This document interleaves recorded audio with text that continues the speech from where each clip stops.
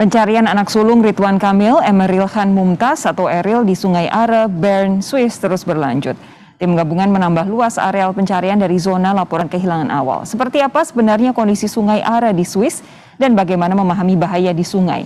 Saya akan berbincang bersama Priyadi Abadi, pemimpin tur wisata Eropa, serta Amalia Yunita, Dewan Pembina Federasi Arung Jeram Indonesia. Selamat malam waktu Indonesia, Bung Priyadi dan Mbak Amalia. Selamat malam. Oke, saya tahu Anda berdua tidak ada di Indonesia masing-masing, tapi saya mau ngobrol dengan Pak Priyadi terlebih dahulu. Pak Priyadi, Bung Priyadi pasti, saya yakin Anda sudah familiar dengan kondisi Sungai Are di Bern, Swiss ini. Bisa Anda gambarkan sebenarnya sungai ini itu seperti apa sih? Ya, terima kasih. Selamat malam.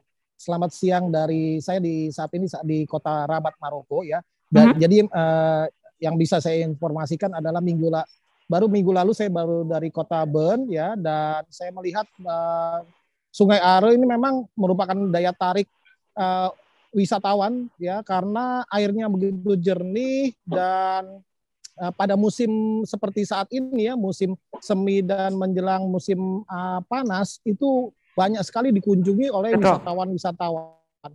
Dan memang di sana ada beberapa peraturan yang harus diketahui oleh para pengunjung, para wisatawan apabila ingin berenang ya, karena memiliki arus yang cukup kuat. Tetapi ya karena daya tarik indahnya suasana dan jernihnya air Sungai Are ini ya di Kota Bern membuat hampir saya rasa semua orang yang datang ke Kota Bern yang ada di Sungai Are ingin mencoba berenang ya, suasana berenang ya. Jadi cantik sekali memang suasana Sungai Are dan airnya itu sangat jernih ya, apalagi saat ini kan tidak terlalu dingin ya, kurang lebih berkisar dari 15 sampai mungkin 17 derajat ya, jadi tidak terlalu dingin sekali karena kita ada di musim semi dan menjelang musim summer. Bung Priyadi begini, ini kan kalau ada Sungai Are ini yang saya tahu, saya belum pernah melihat Sungai Are, tapi kalau dilihat dari video-video, kalau dilihat dari video-video ini kan sungainya cukup lebar, lalu cukup dalam, ada titik-titik di mana para wisatawan ini bisa mencebur untuk berenang, lalu kemudian mereka akan sampai pada titik untuk bisa menepi dan keluar. Nah, kalau secara umum seharusnya Sungai Are ini kondisinya aman dong ya, karena wisatawan banyak ke sana. Kalaupun tidak aman pasti tidak akan diizinkan untuk berenang di sana. Pasti ini otoritas Eropa ini, otoritas Swiss ini sangat ketat untuk hal-hal yang bersifat safety ya. Jadi mereka di berbagai tempat juga diberikan rambu-rambu ya. Jadi sejauh mengikuti rambu-rambu sih ya, menurut saya sih insya Allah aman ya, tidak ada hal yang perlu dikhawatir ya. Namun memang kita cukup turut prihatin ya atas musibah ini ya, dan saya juga berdoa semoga cepat ketemu gitu ya. Namun kalau melihat dari regulasi dan lain sebagainya, ini sebetulnya aman untuk para turis ya, karena apabila tidak aman, mereka pasti akan memberikan rambu-rambu yang misalkan dilarang keras untuk berenang di sini dan lain sebagainya.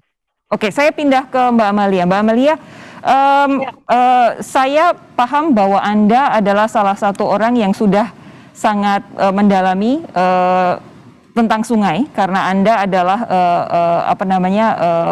profesional arung jeram begitu.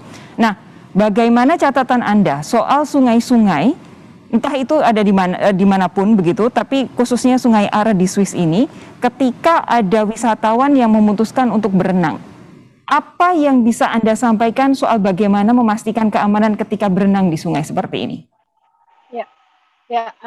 Pertama-tama saya mengucapkan turut prihatin ya atas kejadian yang menimpa adik Emeril Khan, putra dari Bapak Ridwan Kamil. Kalau kita lihat seperti saat ini juga saya sedang berada di pinggir sungai. Ini sungai yang cukup deras juga airnya. Di sini sedang berlangsung kejuaraan dunia arung jeram di Bosnia. Dan kita bisa lihat bahwa memang kadang-kadang kita bermain di alam itu banyak hal yang tidak dapat kita duga gitu ya, terutama kalau di sungai mungkin dari atasnya terlihat tenang, tapi sebenarnya arus bawahnya pun juga bisa juga menyeret orang gitu ya. Jadi dalam posisi-posisi tertentu gitu ya, kalau sudah terseret memang di sungai yang lebar seperti ini sulit juga untuk kita dapat, walaupun kita punya keahlian berenang gitu ya. Jadi memang saya percaya juga bahwa di Eropa khususnya di Swiss pasti juga safety prosedurnya sudah sangat baik, sangat bagus. Tapi dengan adanya kejadian-kejadian ini artinya kita juga harus bisa mengantisipasi gitu ya, mengantisipasi bahwa adanya arus, apalagi sekarang saat ini mungkin di Eropa bulan Mei ini cuacanya juga ya Pak ya, cuacanya itu kadang seperti kemarin kami di sini kemarin panas terik sekali, sekarang dinginnya luar biasa gitu ya. Jadi memang cuaca yang hari-hari yang tidak menentu seperti itu. Mungkin juga di musim semi seperti ini ada aliran-aliran salju yang meleleh seperti itu yang mungkin membuat debit air menjadi berbeda dari biasanya. Dan kita tahu bahwa ada climate change ya yang merubah kondisi-kondisi alam, sehingga memang kita harus terus berbenah diri dan memperbaiki safety prosedur yang ada di sungai terutama tempat kita bermain. Itu dia, secara umum sebenarnya prosedur keamanan untuk seorang wisatawan berenang di sebuah sungai yang mungkin belum dikenal orang secara pribadi ini, ia belum mengenal karakteristik sungai karena memang wisatawan belum pernah berada di lokasi wisata sungai begitu. Apa yang harus dipahami soal prosedur keamanannya? Ya, memang kalau kami pengarung jeram kita main di sungai pasti syarat mutlak harus menggunakan pelampung. Tapi memang di sungai-sungai yang tenang gitu kadang juga diperbolehkan untuk tidak, tapi memang itulah resikonya gitu ya. Jadi syarat utama itu ya pelampung sebagai perlengkapan keamanan, walaupun di air tenang sekalipun ternyata mungkin di bawahnya ada arus yang kuat atau mungkin terjadi perubahan debit air yang tidak kita duga sebelumnya. Nah, Bung Pribadi, kalau Anda misalnya sedang membawa wisatawan bepergian begitu, kemudian mereka hendak berenang, entah itu di sungai, entah itu di perairan yang mungkin belum dikenal karakteristiknya, apa sih sebenarnya yang harus diperhatikan supaya keamanan itu terjaga? Ya, tentunya kita harus mengetahui peraturan di sungai setempat ya, bagaimana peraturannya, apakah memang ini diperbolehkan untuk area sampai sejauh mana dan lain sebagainya, kita pelajari dulu. Dan kita tidak serta-merta memperbolehkan peserta tur kita untuk langsung berenang begitu saja ya. Jadi kita harus juga mempelajari peraturan yang ada ya. Nah ini berkaitan dengan untuk keselamatan kan ya. Dan memang seperti yang tadi saya sampaikan bahwa Sungai Are ini merupakan daya tarik tersendiri ya bagi wisatawan dari mancanegara ya, apabila mereka berkunjung ke Swiss, utamanya ke kanton Bern ini.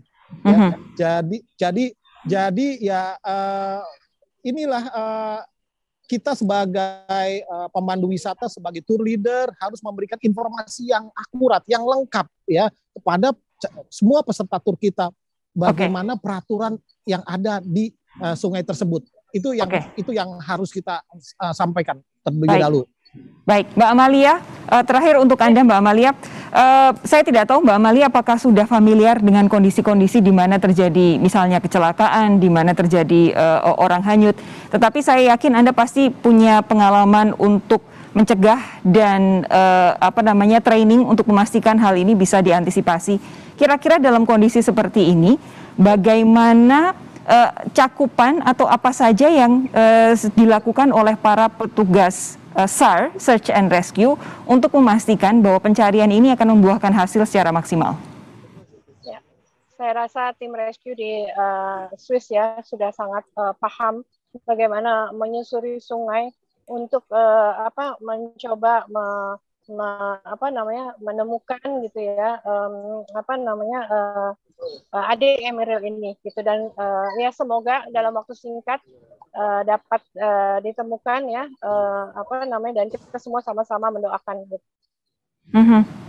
Tapi kalau kemudian dalam waktu ini kan pencarian diperluas, lalu kondisinya sudah lewat dari 48 jam, apa yang kira-kira bisa dilakukan?